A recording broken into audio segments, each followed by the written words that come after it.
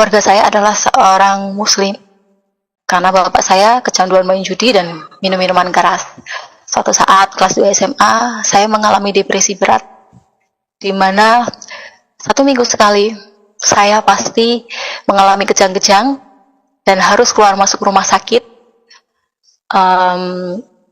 Bahkan saya sendiri sudah merasa lelah dan selalu ingin bunuh diri waktu itu. Tapi ada sesuatu, teman bilang, coba deh ke gereja. Dan akhirnya saya mulai ke gereja. Tapi belum merasakan panggilan Tuhan. Saat itu ya cuman hanya ke gereja biasa aja dan lain sebagainya. Tapi disitulah saya suatu saat duduk terdiam, lalu menangis sejadi-jadinya. Saya bilang, Tuhan, kenapa semua ini harus terjadi dengan saya? Apa salah saya? Apa yang harus aku lakukan? Ya, selamat pagi, jumpa lagi bersama kami di channel Mateus Teva. Ya, sahabat Tuhan, pada kesempatan ini kami akan menayangkan sebuah kesaksian dari seorang muslimah yang sangat amat taat. Keluarganya juga muslim semua, namun ada beberapa hal yang ia alami dalam kehidupannya sehingga ia mengalami depresi yang sangat berat. Seperti cuplikan yang kita dengarkan, bahwa ia mengalami depresi berat hingga pada akhirnya ia memutuskan untuk bunuh diri. Namun di situ Tuhan Yesus mengutus seseorang untuk mengajaknya pergi ke gereja, dan disitulah awal mulanya ia murtad menjadi pengikut Kristus. Nah, penasaran dengan kesaksiannya? Mari kita sama-sama tonton kesaksian berikut ini. Perkenalkan, nama saya Wulan Triwahyuni, dan setelah dibaptis nama saya adalah Nasaret Wulan Triwahyuni. Di sini saya ingin bersaksi bahwa Tuhan begitu luar biasa hebatnya dalam hidup saya. Waktu kecil saya berasal dari keluarga yang tidak mampu. Ibu saya adalah seorang pembantu, dan saat itu saya tidak mengenal siapa bapak saya, karena memang ibu tidak satu rumah dengan bapak. Dan saya mengenal bapak itu sewaktu kelas 6 SD. Saya pikir saya nggak punya bapak, karena memang saya tidak pernah bertemu dengan bapak. Setelah ibu berhenti bekerja menjadi seorang pembantu, ibu ikut dengan bapak. Setelah itu kehidupan saya berubah drastis, saudara. Disitulah pergumulan saya dimulai, karena dari kecil saya sekolah di Kristen hingga SMP, SMA, bahkan saya selalu sekolah di Kristen. Saya memiliki 4 bersaudara, saya perempuan sendiri di sini, dan puji Tuhannya saat itu banyak sekali pergumulan yang saya hadapi, karena keluarga saya adalah seorang muslim dan saya sendiri yang bertahan menjadi Kristen, karena dari SD, SMP, dan SMA saya sekolah di Kristen. Berawal dari ibu berhenti kerja dan ikut bapak, semua pergumulan saya dimulai. Saya kaget, ternyata bapak saya adalah seorang pemain judi dan pemabuk. Setiap hari saya selalu mendapatkan perlakuan berbeda dari saudara-saudara saya. Mereka selalu membanding-bandingkan saya dengan kakak saya dan adik saya. Suatu saat sampai saya beranjak SMP, waktu itu saya mau ujian sekolah, dan bapak ibu selalu bertengkar setiap hari. Dan saya menjadi sasaran mereka, karena yang sering di rumah adalah saya. Saudara-saudara saya yang lain selalu main, kakak saya sudah bekerja saat itu. Jadi disitulah awal mulanya saya mempunyai akar kepahitan dengan orang tua saya, dengan kakak-kakak saya, dengan adik saya. Dan tidak berhenti di situ juga, dan akhirnya di saat saya kelas 3 SMP harus ujian nasional, ibu saya dan bapak saya berantem hebat. Disitulah saya ditampar, saudara, dan rasanya benar-benar kok begini, kenapa saya selalu dianaktirikan, dibedakan dengan yang lainnya. Disitulah saya mulai benci dan benar-benar benci. Saya mulai jadi anak yang pendiam, tidak mau berkata apapun. Bahkan ditanya pun saya hanya diam saja. Terus berlangsung sampai saya SMA, dan disitulah titik saya benar-benar lelah. Kelas 2 SMA, saya masih sangat ingat sekali, karena sampai saat itu juga bapak ibu saya masih sering berantem, karena ya saya juga tidak pernah menafkahi ibu saya dan anak-anaknya, karena bapak saya kecanduan main judi dan minum minuman keras. Suatu saat kelas 2 SMA, saya mengalami depresi berat, di mana 1 minggu sekali saya pasti mengalami kejang-kejang dan harus keluar masuk rumah sakit. Bahkan saya sendiri sudah merasa lelah dan selalu ingin bunuh diri waktu itu. Tapi ada sesuatu, teman bilang, coba deh ke gereja. Dan akhirnya saya mulai ke gereja, tapi belum merasakan panggilan Tuhan. Saat itu ya cuman hanya ke gereja biasa aja dan lain sebagainya. Terus kebutuhan sekolah saya pun, orang tua saya karena sering berantem, apapun tidak terpenuhi. Jadi saya mengumpulkan uang saku saya yang dari Rp2.000. Waktu itu saya harus naik angkot. Saya minta ke ibu gak cukup kalau cuma 2.000, karena aku harus naik angkot. Terus pulang pergi cuma 2.000, aku gak makan dan lain sebagainya. Disitulah saya selalu dimarah-marahin. Bahkan bapak saya selalu mengatakan hal-hal buruk kepada saya.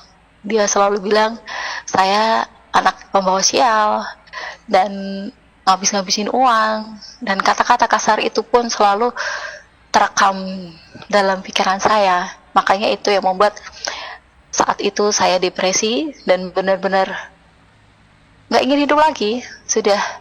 Udahlah Tuhan, ngapain sih kayak gini, aku pengen ini aja lah. Sampai selalu berusaha bunuh diri dan tidak pernah bisa terjadi. Terus setelah itu tidak berhenti sampai di situ. Akhirnya Tuhan mengizinkan saya sembuh dari depresi itu, sampai akhirnya saya bisa kuliah. Dan setelah kuliah, suatu saat saya bertemu dengan sesosok laki-laki yang muslim juga, dan akhirnya saya menikah dengan dia. Terus, dan disitulah saya benar-benar meninggalkan Tuhan, karena iman saya di situ memang belum sekuat sekarang.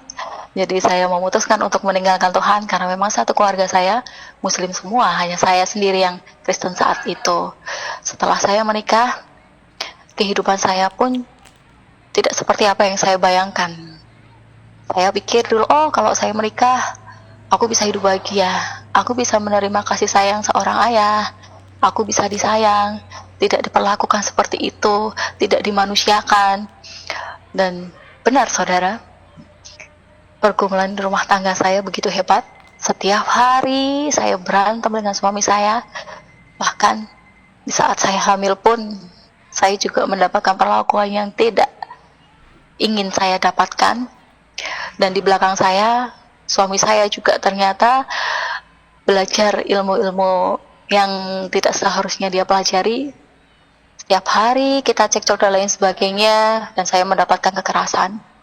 Suatu saat, 10 tahun saya menikah dengan dia, saya merasa lelah, karena tidak ada perubahan sama sekali. Setiap hari saya berantem sama dia, dan apapun, hal besar, kecil, atau apapun itu, kita selalu berantem. Dan waktu itu, orang tua saya sudah meninggal, bahkan adik saya pun juga meninggal, dan ayah saya pun yang selalu memperlakukan saya seperti itu dan tidak mengakui saya sebagai anaknya. Akhirnya dia sakit dan masuk ke rumah sakit jiwa. Dan disitulah di saat saya kehilangan ibu saya dan adik saya merasa dunia saya benar-benar hancur dan runtuh. Hidup sudah hancur berantakan, saya kehilangan mereka. Saya seakan-akan tidak memiliki pegangan hidup lagi. Terus saya memutuskan untuk pergi dari rumah, karena suami saya mengata-ngatai saya dan lain sebagainya, yang saya sudah benar-benar tidak bisa menolerir dia. Dan akhirnya dia menceraikan saya secara agama, walaupun memang secara negara kita belum resmi berpisah. Akhirnya saya pergi dari rumah. Terus suatu ketika tidak hanya berhenti di situ, Tuhan menguji saya begitu luar biasa. Ibaratnya kalau orang Jawa bilang nyawa balen berkali-kali, dan itu benar saudara. Tuhan mengizinkan saya sakit.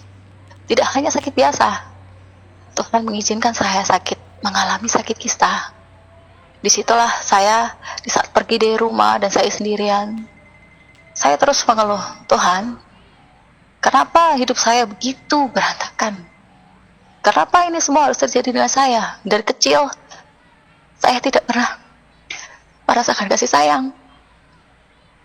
Terus, yang saya pikir, saya bisa berumah tangga dan mendapatkan semua apa yang saya mau.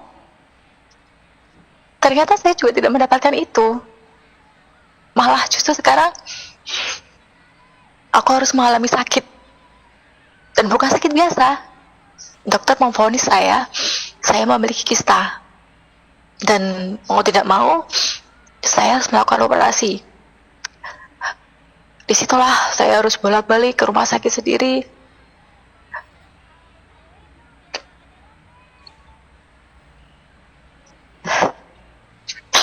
Dan setelah itu saya berkata sama dokter, benar dokter, jalan satu-satunya saya harus dioperasi. Dan dokter bilang, iya bu, harus dioperasi. Ini jalan satu-satunya kalau ibu mau sembuh. Dan saya lakukan itu saudara. Saya melakukan operasi sesuai prosedurnya dan lain sebagainya. Saya terus berkali-kali bertanya dengan dokter, benar saya bisa sembuh? Iya bu, sembuh. Akhirnya saya melakukan operasi itu. Tapi ternyata tidak hanya berhenti di situ saudara. Kista saya tumbuh lagi. Dalam jangka waktu tidak ada 6 bulan. Dan saya harus melakukan kembali operasi. Dan saya bertanya kepada dokter itu kembali, dokter, bukankah dulu dokter berkata kepada saya bahwa jalan satu-satunya adalah melakukan operasi? Tapi kenapa itu terjadi lagi kepada saya? Dan dokter itu bilang, yaudah bu, saya oper ke dokter lain, ke dokter spesialis kandungan ya ibu. Disitulah saya menangis sejadi-jadinya di rumah sakit saudara. Saya merasa, Tuhan, kenapa begini banget hidup aku? Aku hidup sendiri. Aku gak punya siapa-siapa saat itu. Aku harus ngomong sama siapa? Aku harus gimana? Dan akhirnya mau tidak mau, saya harus melakukan operasi lagi. Dan puji Tuhannya, setelah setengah tahun pengobatan, bolak-balik ke rumah sakit, dipantau dokter, akhirnya sembuh. Lalu lambat laun, gigi saya bermasalah yang paling belakang. Tuhan menguji saya lagi saudara. Terus saya harus melakukan operasi gigi, 5 gigi yang harus dilepas. Karena ternyata salah satu giginya saya memiliki tumor gigi. Di luar prediksi saya saudara. Setelah itu, selama 4 bulan kurang lebih pengobatan, harus bolak-balik ke rumah sakit karena memang itu termasuk operasi besar. Setelah dokter mengatakan, sudah ibu selesai, sudah sembuh. Oh ya, terima kasih dokter. Dan disitulah saya mulai merasa agak bersemangat karena di situ saya sudah hidup sendiri. Terus setelah itu tidak sampai di situ, Tuhan menguji saya lagi. Saya mengalami pendarahan selama 3 bulan. Saya harus bolak-balik ke rumah sakit. Setiap hari saya harus mengonsumsi obat kurang lebih hampir 2 tahun. Dari saya harus menjalani operasi kista, lalu operasi gigi, dan itu jedanya tidak ada berbulan-bulan saudara, hanya sebentar saja. Setelah itu, disitulah saya benar-benar, Tuhan, kenapa sih hidup saya seperti ini? Kenapa hidup saya hancur berantakan? Apa yang kamu mau? Saya sampai benar-benar mengalami depresi lagi. Saya mengunci diri saya di kamar, di kos selama 1 minggu. Seperti tidak ada kehidupan sama sekali. Saya mematikan lampu dan apapun. Padahal saya harus selalu meminum obat. Saya nggak makan, saudara. Saya cuma minum. minum air putih aja dan minum obat, jadwal minum obat, karena obat memang tidak boleh lepas dari jam yang harus minum obat, ada jamnya. Disitulah saya benar-benar, Tuhan, aku capek, udahlah aku mau pulang aja, aku capek dengan semuanya, aku hidup sendiri, aku mau ngeluh sama siapa, aku mau gimana.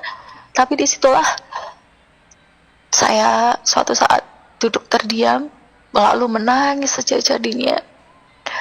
Saya bilang, Tuhan, kenapa semua ini harus terjadi dengan saya? Apa salah saya? Apa yang harus aku lakukan? Bahkan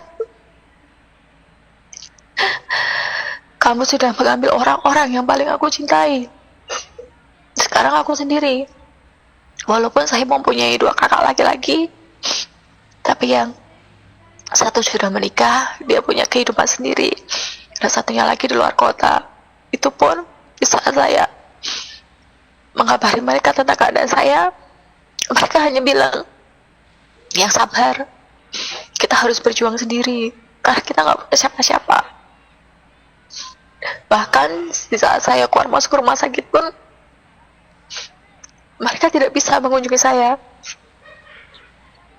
Disitulah saya benar-benar hidup saya hancur. Dari saat itu di kamar saya duduk sendiri dan menangis jadi-jadinya. Lalu saya mendapatkan bisikan, ayo kembali ke gereja, ayo jadi ulang yang dulu lagi, yang bisa ke gereja, mengenal Tuhan, terima Tuhan kembali. Tuhan memberikan kamu kesempatan hidup berkali-kali, karena Tuhan ingin memakai kamu. Dan benar saudara, disitulah saya mulai mengimani, dan saya buka-buka Facebook. Tuhan benar-benar membuka jalan itu untuk saya. Dulu waktu saya sekolah, saya pernah di satu gereja, yaitu sekarang gereja yang menaungi saya Cici Kasih Tuhan, di bawah naungan Bapak Gembala Immanuel CLD. Tiba-tiba Bapak Gembala chatting saya, Shalom Ulan, gimana kabarnya? Dan disitulah saya merasa, ternyata Tuhan benar, Tuhan membuka jalan semuanya agar saya kembali kepadanya, agar apa yang saya inginkan, kebahagiaan, sukacita yang selama ini tidak saya dapatkan, saya akan dapatkan di sana. Dan benar saudara, Om datang, karena saya memanggil pendeta saya itu Om, karena dari kecil saya memanggil dia Om. Om datang dan bilang kepada saya, ayo ke gereja, kita ketemu di gereja dan lain sebagainya. Dan benar, saya memutuskan untuk kembali ke gereja. Dan disitulah saya dipertemukan dengan orang-orang yang luar biasa. Mereka mensupport saya. Mereka mengatakan, kehidupan tidak semudah apa yang kita bayangkan.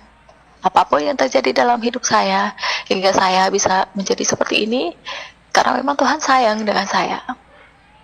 Tapi di saat itu, saya masih bimbang, benarkah saya bisa benar-benar merasakan kebahagiaan di sini dan lain sebagainya.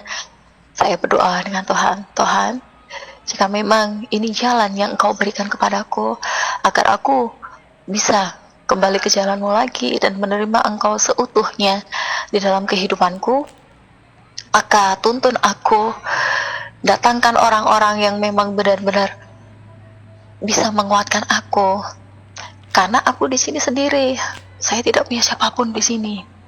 Dan benar, akhirnya Tuhan mempertemukan saya dengan ibu rohani saya, yaitu Ibu Maria Magdalena Hayani, dan dia sekarang menjadi ibu rohani saya. Dan dia mengatakan kepada saya bahwa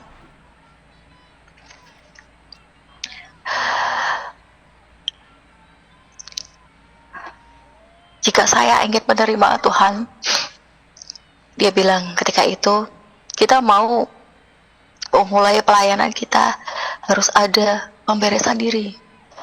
Dari apa yang selama ini menjadi kepahitan kehidupan saya harus melepaskan semuanya. Dan disitulah benar, saya menguatkan dan menekadkan diri saya, iya Bu, saya mau benar-benar menerima Tuhan dalam hidup saya. Ternyata benar, luar biasa Tuhan berkarya dalam hidup saya. Dari yang kemarin seperti itu, dan saya pengen bunuh diri berkali-kali, ternyata Tuhan tidak mengizinkan itu. Saya masih hidup sampai saat ini. Lalu Ibu Ayani menuntun saya untuk melakukan doa pelepasan dan menerima Tuhan dalam hidup saya. Dan lalu saya mau dibaptis, dan Ibu Ayani, Ibu rohani saya membaptis saya, dan Ibu bilang, Tuhan akan kasih jiwa baru lagi di dalam hidup kamu. Tuhan akan memakai kamu luar biasanya, menjadi berkat dimanapun kamu berada, menjadi penyembuh bagi orang-orang yang luka, menjadi penyemangat untuk orang-orang yang memang membutuhkan semangat. Dan Tuhan memberikan nama baptis kepada saya, yaitu Nazaret. Dan saya berkata, nama ini begitu luar biasanya, karena tidak hanya sekedar nama, memiliki arti yang luar biasa. Dan saat itu, di saat di gereja, setiap tahun di gereja kita memberikan satu ayat emas untuk 1 tahun ke depan. Dan disitulah saya mendapatkan ayat emas saya, yaitu berasal dari Mazmur 27 ayat 10 yang berbunyi, sekalipun ayahku dan ibuku meninggalkan aku, namun Tuhan menyambut aku. Dan benar saudara, Tuhan menyambut saya begitu luar biasanya. Dan suatu saat saya mendapatkan satu lagu, yaitu yang berjudul Tak Terbatas. Ku kagumi caramu mencintaiku, kau ada di cerita proses hidupku. Di titik terendahku kau hadir untuk mengangkatku. Ku tahu kau tak menyerah akan hidupku. Tak terbatas kuasamu, tak terduga caramu. Kau yang ku andalkan di setiap langkah hidupku. Tak terbatas kasih-Mu, tak terduga jalan-Mu. Kau yang ku percaya di segala musim hidupku. Caramu mengangkatku, caramu mengubah hatiku, caramu menuntunku, tak terbatas di dalam hidupku. Tak terbatas kuasa-Mu,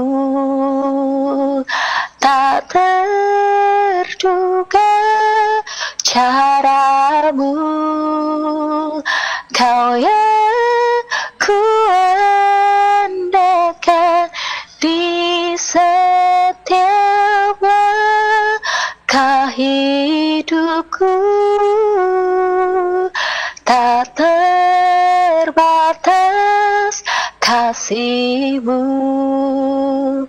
tak terduga jalan-Mu. Kau yang ku percaya di segala musim hidupku. Lagu itulah yang benar-benar memberkati saya dan membuat saya benar-benar merasa terberkati. Dan benar, Tuhan begitu luar biasa dalam hidup saya. Dan benar, Tuhan memberikan saya kepercayaan yang luar biasa. Dan sekarang saya mulai mengikuti doa-doa keliling untuk mendoakan orang-orang yang membutuhkan doa, penguatan iman dan lain sebagainya. Luar biasa sekali saudara, Tuhan memakai saya. Saya doa-doa keliling dimanapun banyak orang yang membutuhkan doa-doa kita. Kita bersama-sama bersatu untuk mendoakan mereka di saat mereka membutuhkan doa dari kita. Lalu Tuhan memakai saya juga, mengizinkan saya untuk menjadi singer di gereja.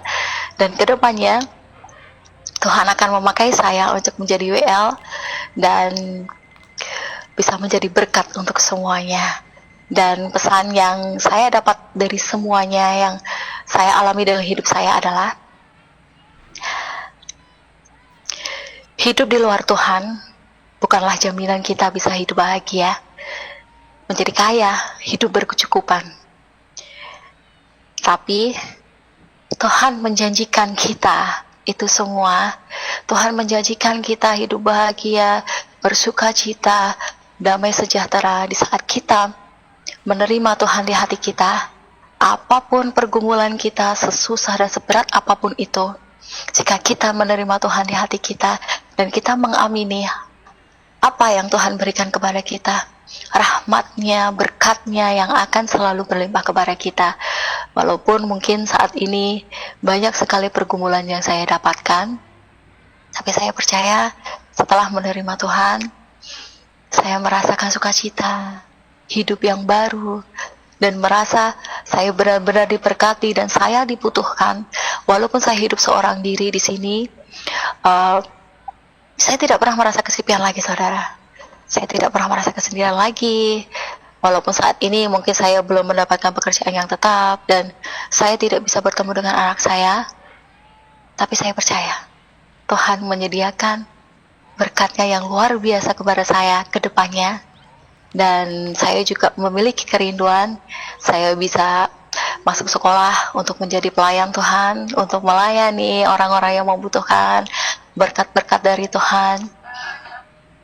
Semoga dengan apa yang saya berikan, kesaksian yang saya ceritakan pada hari ini bisa menjadi berkat untuk kita semua dan menjadi pengingat untuk kita semua bahwa apapun yang terjadi dalam kehidupan kita, seberat apapun masalah yang kita hadapi, bahkan kita merasa tidak ada gunanya lagi hidup, merasa lelah dengan semuanya, tapi di saat kita percaya pada Tuhan, di saat kita menyerahkan semua pergumulan kita kepada Tuhan dan menerima Tuhan di dalam hati kita, Tuhan menjanjikan hidup yang bahagia, sukacita yang tiada hentinya, dan Tuhan akan memelihara kita. Apapun yang akan terjadi, Tuhan akan menjamin semuanya akan menjadi baik-baik saja. Dan kita akan menjadi berkat bagi semua orang. Saya dan saudara bisa menjadi berkat untuk siapapun. Terima kasih. Ya, sahabatku, demikianlah kesaksian yang sudah kita dengarkan. Kiranya kesaksian ini dapat memberkati saudara dan saya dimanapun saudara berada. Nah, saudaraku, mari kita doakan saudara kita ini biar Tuhan Yesus semakin lindungi dia, semakin menopang dia dalam kehidupannya hari lepas hari, dan terus menjaganya dimanapun ia berada. Nah, kiranya sahabatku, kiranya kesaksian ini juga cukup sampai di sini ya. Jangan lupa dukung dan juga support channel ini dengan cara like, comment, subscribe, dan juga share. Salam, sampai jumpa di kesaksian-kesaksian selanjutnya. Haleluya.